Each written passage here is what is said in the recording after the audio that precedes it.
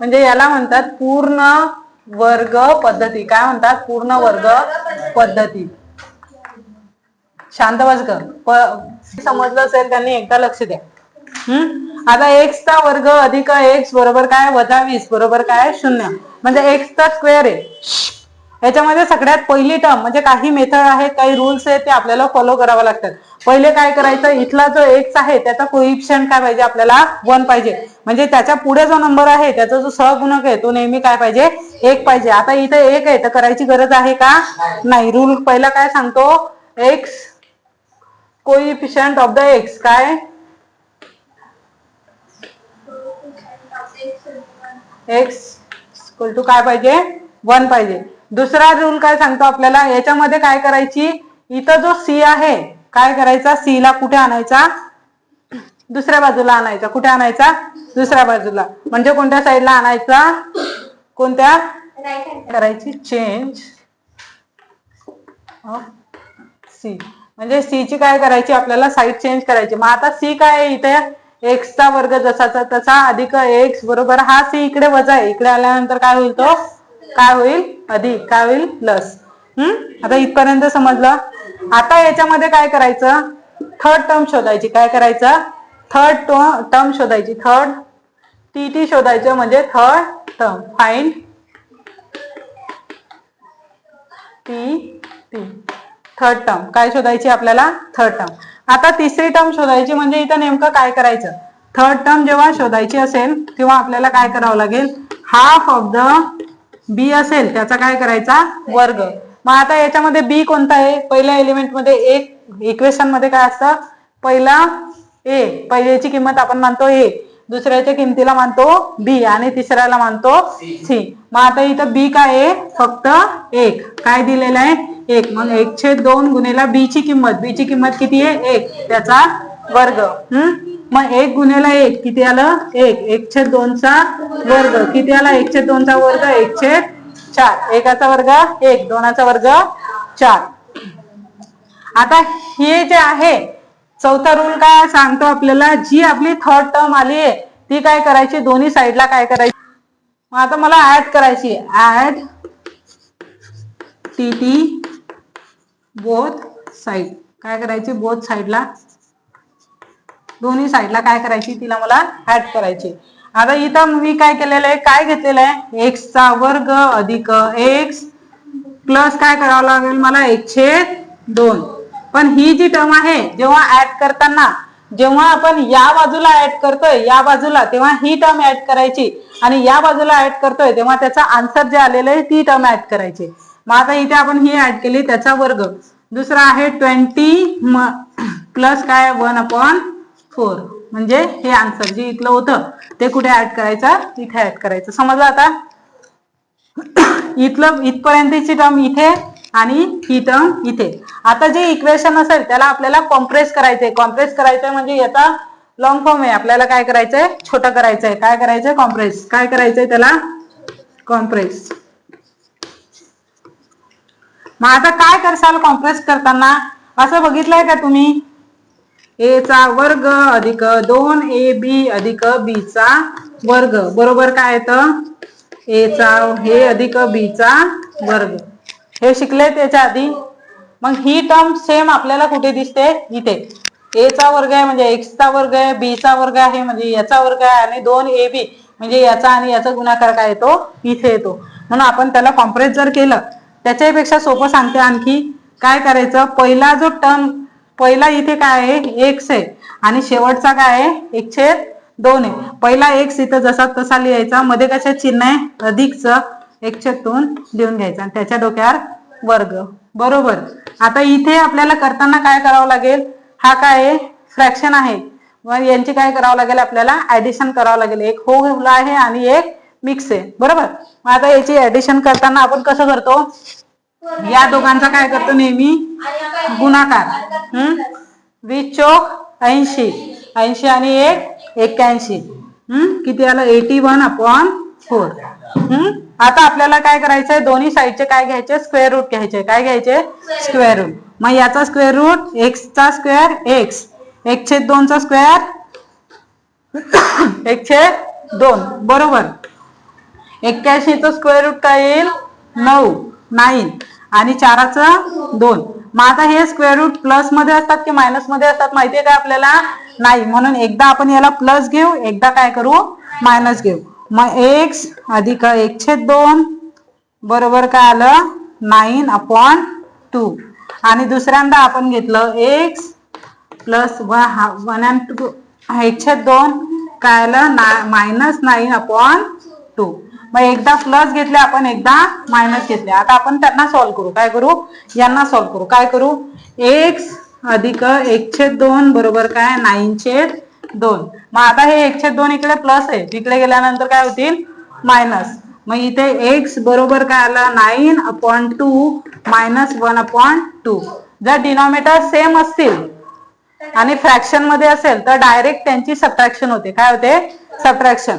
मग आता x बरोबर इथं काय आहे 2 जसेचे तसे लिहिले 9 - 1 म्हणजे काय येईल 8/x इज इक्वल टू काय येईल 8/2 म्हणजे त्याची किंमत 2 1 जा 2 2 2 जा 4. मग काय येईल 4. काय आली x ची किंमत पहिल्या याच्यामध्ये 4 काय आलेली आहे 4 म्हणजे 4. आता दुसऱ्या याच्यामध्ये आपण काय घेतलेले मायनस घेतलेले. मग काय करू आपण x plus half is equal to -9/2. आता हे इकडे प्लस आहे तिकडे गेल्यानंतर काय होतील मायनस. काय होतील मायनस. मग x बरोबर -9/2 मायनस हाफ काय येईल -हाफ म्हणजे 1/2. आता इथे पण डिनॉमिनेटर सेम आहे मी जसाचा तसा एका ठिकाणी लिहून घेतला. काय केलं लिहिला. आता मी काय करेल इथं 9 -9 -1 मायनस मायनस काय होतात नेहमी प्लस वजा वजा अधिक 9 आणि 1 किती होतात 10 म्हणजे वजा 10 वजा 10/2. मग वजा 10/2 बेक बे 5 दुने 10 म्हणजे उत्तर किती आलं तुमचं वजा 5. x ची किंमत काय आली वजा 5. किती आली आहे वजा 5. पहिल्यांदा x ची किंमत किती आली होती तुमची 4 आणि दुसऱ्यांदा किती आली वजा 5 -5. दोघंही समजले. ज्यांचं लिहिलेलं नसेल त्यांनी पटकन लिहून घ्या. या दोघांचा काय करतो नेहमी गुणाकार. 20 चोक 80 80 आणि 1 81 किती आलं 81/4.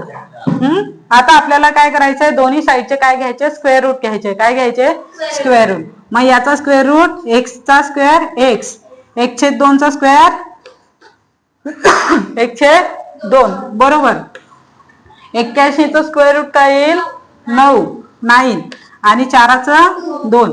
मग आता हे स्क्वेअर रूट प्लस मध्ये असतात की मायनस मध्ये असतात माहितीये का आपल्याला नाही, म्हणून एकदा आपण याला प्लस घेऊ एकदा काय करू मायनस घेऊ. मग x अधिक 1/2 बरोबर काय आलं 9/2 आणि दुसऱ्यांदा आपण घेतलं x प्लस 1/2 काय आलं -9/2. मग एकदा प्लस घेतले आपण एकदा मायनस घेतले. आता आपण त्यांना सॉल्व्ह करू. काय करू यांना सॉल्व्ह करू. काय करू x अधिक 1/2 बरोबर काय 9/2. मग आता हे 1/2 इकडे प्लस आहे तिकडे गेल्यानंतर काय होतील मायनस. मग इथे x बरोबर काय आलं 9/2 -1/2. जर डिनॉमिनेटर सेम असतील आणि फ्रॅक्शन मध्ये असेल तर डायरेक्ट त्यांची सबट्रॅक्शन होते. काय होते सबट्रॅक्शन. मग आता x बरोबर इथं काय आहे 2 जसेचे तसे लिहिले 9 - 1 म्हणजे काय येईल 8/x इज इक्वल टू काय येईल 8/2 म्हणजे त्याची किंमत 2 1 जा 2 2 2 जा 4. मग काय येईल 4. काय आली x ची किंमत पहिल्या याच्यामध्ये 4 काय आलेली आहे 4 म्हणजे 4. आता दुसऱ्या याच्यामध्ये आपण काय घेतलेले मायनस घेतलेले. मग काय करू आपण x plus half is equal to -9/2. आता हे इकडे प्लस आहे तिकडे गेल्यानंतर काय होतील मायनस. काय होतील मायनस. मग x बरोबर -9/2 हाफ काय येईल हाफ म्हणजे 1/2. आता इथे पण डिनॉमिनेटर सेम आहे मी जसाचा तसा एका ठिकाणी लिहून घेतला. काय केलं लिहिला. आता मी काय करेल इथं 9 -9 -1 मायनस मायनस काय होतात नेहमी प्लस वजा वजा अधिक 9 आणि 1 किती होतात 10 म्हणजे वजा 10 वजा 10/2. मग वजा 10/2 बेक बे 5 दुने 10 म्हणजे उत्तर किती आलं तुमचं -5. x ची किंमत काय आली -5. किती आली आहे -5. पहिल्यांदा x ची किंमत किती आली होती तुमची 4 आणि दुसऱ्यांदा किती आली -5 -5. दोघंही समजले? ज्यांचं लिहिलेलं नसेल त्यांनी पटकन लिहू. चला इकडे लक्ष द्या, थोडस वेगळं आहे.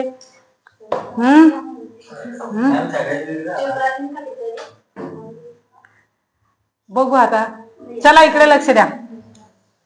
तसं तर काही 7 वर्ष झाले विचारलं नाही, बोर्डाच्या एक्झामला तर विचारलं गेलं नाही. 2020, 21, 22, 23, 24, 25, 26, 27, 26 पर्यंत 2026 पर्यंत स्क्वेअर मेथड वरचा एकही क्वेश्चन बोर्डाच्या पेपरमध्ये आलेला नाही. पण सेमिस्टरला पण विचारलं जातं आणि युनिटला पण विचारलं जातं. कदाचित जी शेवटची बॅच आहे तर कदाचित बोर्डाला वाटू शकतं की तुम्हाला विचारावं म्हणून विचारू पण शकतात. बरोबर आहे ना? पेपर सेटर कोणताही टाकू शकतात. चला इकडे लक्ष द्या. तो सुरुवातीला मी तुम्हाला एक सांगते, वर्षाच्या सुरुवातीला हा विचार करायचाच नाही कोणते IMPA कोणते सोडायचे, कोणते पॉइंट करायचा, कोणता प्रॅक्टिस सेट करायचा, कोणता सोडायचा, काहीच विचार करायला नाही. सगळं करायचं. दिवाळीपासून विचार करायचा हा की कोणते IMPA आहेत, कोणते सोडायचे, कोणते हे करायचे, ते मी सांगेल नंतर. आता काय करायचं, फक्त अभ्यास करायचा आहे. काय करायचंय? फक्त अभ्यास करायचा.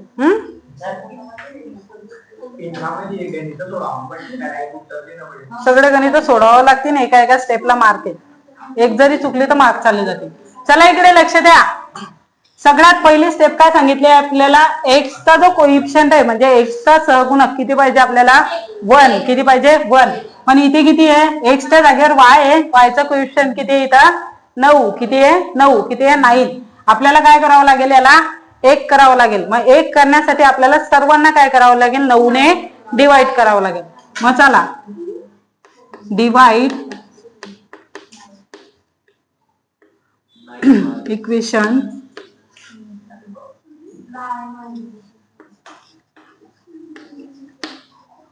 9 ऑन बोथ साइड. म्हणजे दोन्ही बाजूने काय करायचं, 9 ने समीकरणाला दोन्ही बाजूने 9 ने भागून काय येईल, समीकरणाला दोन्ही बाजूने 9 ने भागायचं. मग आता 9y वर्ग भागेला किती आलं 9 वजा 12y भागेला किती आलं 9 अधिक 2 भागेला 9 बरोबर 0 भागेला 9. भागला का आपण सर्वांना 9 ने. बर आता 9 काय झालं इथं कट झाले. काय आला y वर्ग वजा 3 3 3 3 त्रिक 9 4 त्रिक 12 किती आले 4/3 y 4/3 y प्लस 2/9 जसेचे तसे. शून्याला 9 ला भागला आणि गुणला काही फरक पडतो का नाही, म्हणून इथं काय आलं 0 0. आता आपल्याला पुढचं काय सांगितलंय, साईड चेंज ऑफ सी. म्हणजे सी चे काय करायचे आपल्याला साईड बदलायची. काय करायची साईड इकडे तर कुठे न्यायचं त्याला इकडे. y वर्ग वजा 4/3 y बरोबर काय आलं 2/. हा इकडे अधिक होता, तिकडे गेल्यानंतर काय झाला आता वजा. काय झाला वजा. त्याच्या पुढची टर्म काय फाइंड टी. म्हणजे आपल्याला काय शोधायची थर्ड टर्म, तिसरी टर्म शोधायची. म्हणजे तिसरे समीकरण शोधायचंय. काय शोधायचंय तिसरी किंमत. मग आता y वर्ग वजा 4 काय काढायचं आपल्याला टी. थर्ड टर्म कशी काढतो आपण 1/2 गुणेला b ची किंमत बघा. मग आता 1/2 जसंच तसं b किती दिलाय आपल्याला 4/3 आणि त्याचा वर्ग. मग आता इथे काही रॅशनलाइज होतं का ते बघायचं. काय बघायचं 2 1 2 2 दुने 4 2 1 2 काय उरलं 2/3 त्याचा वर्ग. आता 2चा वर्ग काय आहे 4 आणि 3चा वर्ग 9 काय आलं 4/9. आता ही टर्म काय करायची आपल्याला याच्यामध्ये ऍड करायची. मग आता ऍड करताना काय करतो आपण y वर्ग वजा 4/3 y काय करावं लागेल अधिक 2/3 काय आलं 2/3 त्याचा काय आला वर्ग. इथं मायनस येईल ना बेटा, तर मायनसचं साईन आहे इथं मायनस येईल. इथं पण आपल्याला काय केलं लागेल नाही बरोबर सॉरी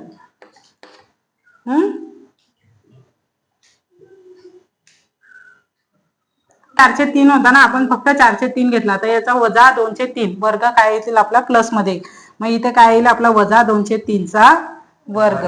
बरोबर. इकडे काय आलं 2/9 अधिक किती आलं 4/9. दोन्ही बाजूने काय केली आपण स्क्वेअरची टर्म इथे ऍड केली आणि साधी टर्म कुठे ऍड केली आपण इथे ऍड केली. मग आता या इक्वेशनला आपल्याला काय करायचंय कॉम्प्रेस करायचंय म्हणजे छोटं करायचंय. आता छोटं आपण कसं करतो वाय स्क्वेअरचं काय घेऊ फक्त आपण वाय. इथे वजाचं चिन्ह आहे म्हणून वजाचं चिन्ह जसंच तसं. इथे काय आहे 2/3 याचा काय आला पूर्ण वर्ग. बरोबर. या दोघांचा डिनॉमिनेटर काय सेम आहे म्हणजे छेद काय आहे सेम आहे म्हणून अंशांची काय होईल डायरेक्ट बेरीज. काय होईल बेरीज. मग 9 छेद काय येईल 4 आणि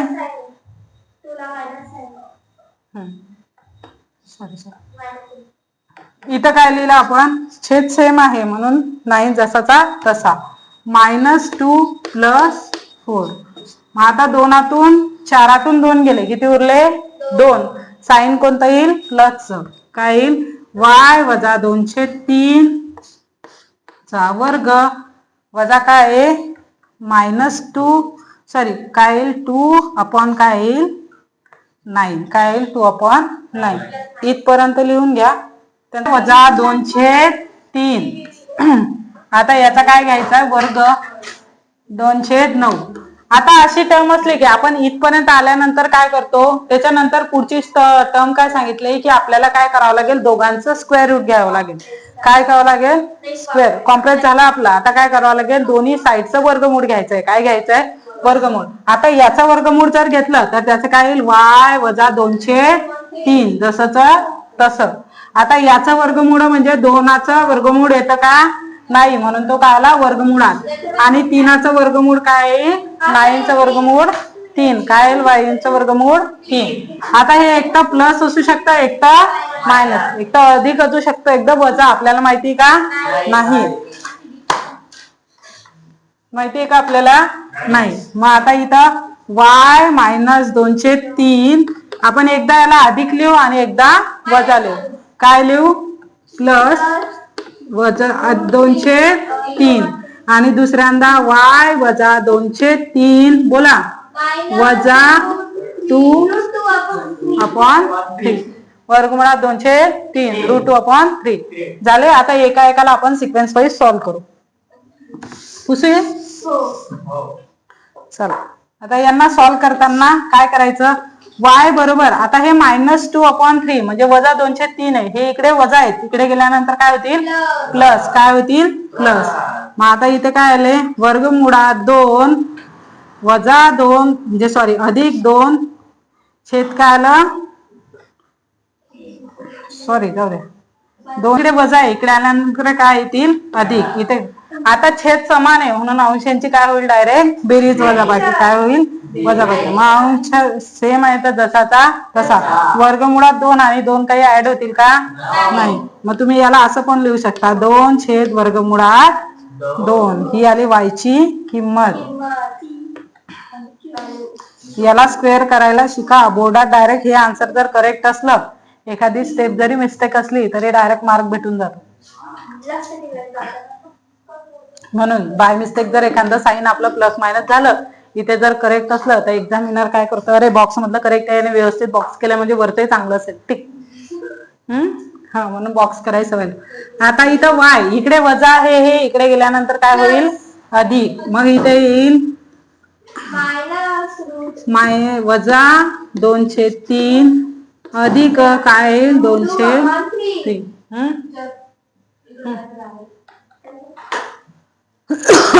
वजा आहे तिकडे गेल्यानंतर अधिक.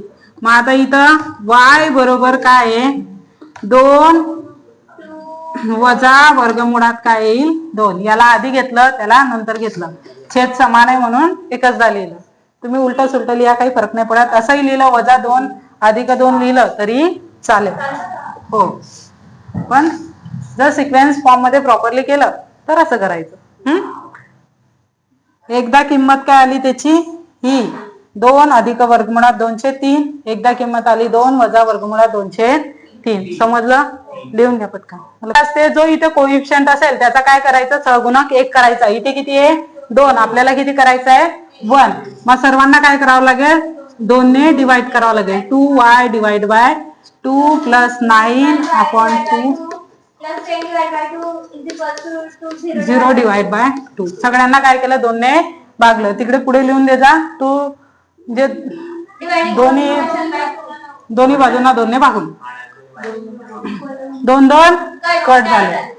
इथं काही कट होईल का नाही, जसं तसं 2 1 जा 2, 5 2 जा 10. तिकडे 0 डिवाइड बाय 5 0. मग y चा वर्ग अधिक y plus 5 is equal to 0 0. काय आलं 0. इथपर्यंत समजलं. सेकंड काय सांगता आपल्याला, सी ची साईड चेंज करायची. सी ची साईड. मग आता सी कुठे आहे, इथे किती आहे सी ची किंमत किती आहे, किती आहे बोला, जेवले नव्हते का, +5 म्हणजे 5. किती आहे 5. इकडे अधिक आहे, तिकडे गेल्यानंतर काय होतील मायनस. Very good.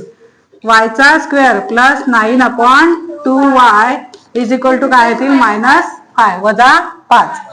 लिहू नको बेटा, लिहायची काय आहे फाइंड tt, म्हणजे काय करायची तिसरी बाजू शोधायची. काय करायची तिसरी बाजू शोधायची. मग तिसरी बाजू काय येईल आपल्याला, कशी काढतो आपण tt 1/2 गुणिले काय आहे 9/2 त्याचा वर्ग.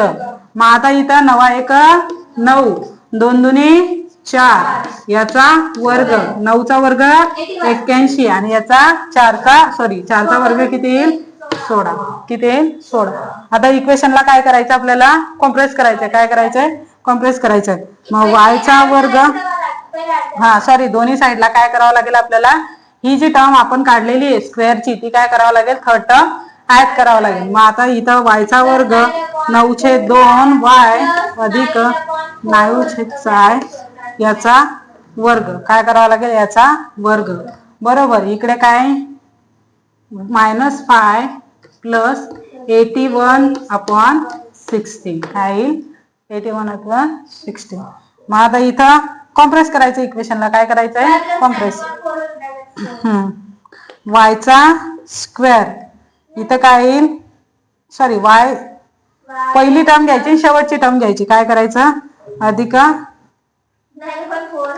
9 plus 9 upon 4 is equal to. आता इथे जर करताना आपल्याला काय करावं लागेल 16 पंच 80. काय करावं लागेल 16 मल्टिप्लाय बाय 5. या दोघांचं मल्टिप्लिकेशन यांचा ऍडिशन. कसं येईल 16 मल्टिप्लाय बाय 5 किती झाले 80. पण काय येईल -80 प्लस काय 81 अपॉन काय 16. आता इथं काय आलं 81 मधनं 1 गेलं. काय आलं -1 अपॉन 16. काय आलं -1 अपॉन मोठ्या संख्येचं चिन्ह काय आलं प्लस. काय आलं 1/16. मग इथली टर्म काय येईल तुमची 1/16. काय येईल 1/16. आता आपल्याला काय करावं लागेल square root on both side. इकडे लिहून घ्या पटकन. y छेद काय आहे 9/4 जसेचे तसे. स्क्वेअर रूट घेतला याचं. आता एकाचा स्क्वेअर रूट काय येईल 1 आणि 16चा स्क्वेअर रूट काय येईल 4. काय येईल 4.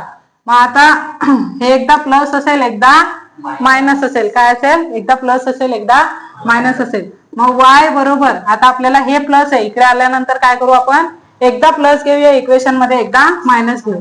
y is equal to 9/4 is equal to plus 1/4 आणि इकडे घेऊ आपण y plus 9/4 is equal to -1/4. किती झाले -1/4. आता इथं y बरोबर ही टर्म इकडे प्लस आहे. इकडे गेल्यानंतर काय झाली मायनस. काय झाली मायनस. मग 9/4 1/4 वजा किती आलं 9/4 म्हणजे 9/4. हे कसं आलं समजलं का. हे इकडे प्लस होतं तिकडे गेल्यानंतर काय झालं मायनस. म्हणजे इकडे अधिक होतं तिकडे गेल्यानंतर काय झालं वजा. मग आता इकडे बघा 4 छेद काय आहे सारखा आहे बरोबर. मग आता अंशाची काय होईल डायरेक्ट वजा बाकी 1 - 9 किती आले 9 1 गेले, किती राहिले? किती राहिला? 8. किती राहिले? 8 म्हणजे 8. आणि चिन्ह कोणतं आहे? वजाचं. छेद 4. 4 आहे का? 4. 4 दुने 8. किती आलं वायची किंमत इथं? -2. किती आली वायची किंमत? -2.